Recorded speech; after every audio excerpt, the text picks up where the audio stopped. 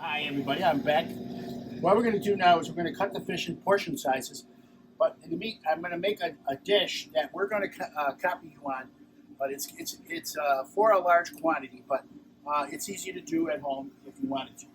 First, we're going to make a little topping. So we're going to take some panko breadcrumbs. We're going to get some prepared horseradish. All right, we're going to put the horseradish and the panko inside. And we're going to make a mixture. Chef, why do you prefer panko breadcrumbs over other breadcrumbs? Because they're nice and they're bigger and they're crispier, and they'll hold up better with this dish. So I'm just going to add a touch more. This is a dish that we serve in our SUNY-Erie room. Yes. Very popular dish. The chef usually serves it with a beurre blanc and a little side of sauteed greens. Could be spinach, could be escargot, whatever he has available. So there's our topping. All right, so our next part of the dish is the coarse mustard. All right, but first, I'm going to add just a touch of salt and pepper to our fish. This is how we want to do the whole fish, all right? Salt and pepper, all right? When we finish this, we'll show you how to actually fillet a fish, too. If you don't know. We already have the fish. We didn't fillet it. All right, so you take the mustard, spread it out. You want to make sure you spread it out, otherwise you're going to get a mouthful of coarse mustard. It's not that great.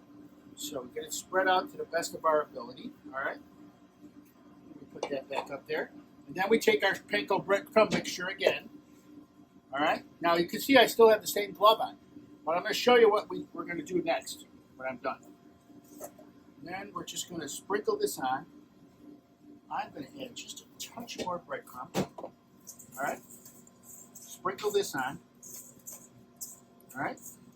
It can be sort of rough chopped.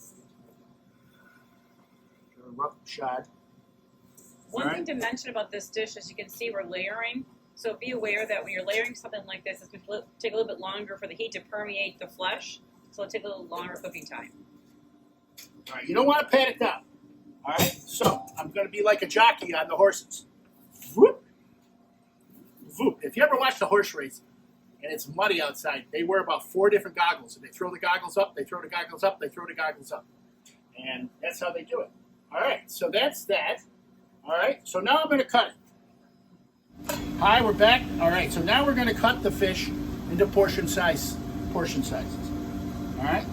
And this is something that you'll get used to once you start cutting things. You'll be able to figure out how big a piece of fish, if you want to serve, your portion size is 6 ounces, how big a 6-ounce piece was. If it's 8 ounces, a little bit bigger. All right, and as you work down, you got to remember that the tail is a little thinner. It's like this. The fish goes up like this. So the middle cuts are a little thicker. So we're going to cut this, and we're going to place it on this tray here. I'm going to cut another one.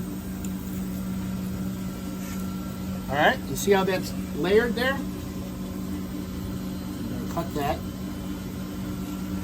All right, so that's how we're going to cut it. So next thing we're going to do is I'm going to show you how to cook the piece of fish and get it nice and brown. We've only done the breadcrumbs on the one side because that's how we want it.